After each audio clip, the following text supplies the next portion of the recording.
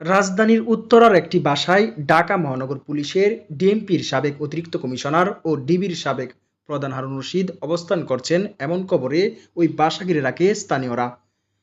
পরে তল্লাশি চালিয়ে সেখানে হারুনকে পায়নি পুলিশ ও সেনাবাহিনী। গতকাল রাতে উত্তরা সেক্টর 10-এর 12 নম্বর রোডের 4 নম্বর বাড়ির সামনে এই ঘটনা ঘটে। প্রত্যক্ষদর্শীরা জানান, সাবেক ডিবির প্রধান হারুন রশিদ এই ভবনে আছেন বলে গুঞ্জন উঠে।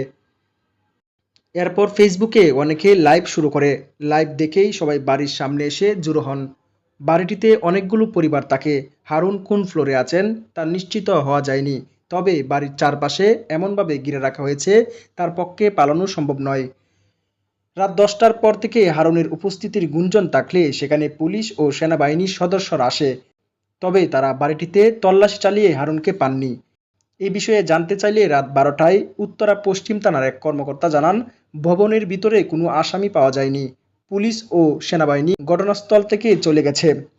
এর আগে গত 6 আগস্ট হারুন ও রশিদের আটক হওয়ার গুঞ্জন উঠে, কিন্তু পরদিন তিনি নিজেই আটক হওয়ার খবরটি নাকচ করেন। এরপর থেকে তার আর খোঁজ পাওয়া যায়নি।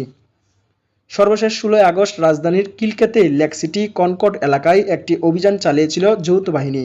অভিযানে লেক সিটির বর্ণালী ভবন থেকে হারুনের গাড়ি সন্দেহে মালিকবিহীন পড়ে থাকা একটি সাদা মাইক্রোবাস জব্দ করা হয়।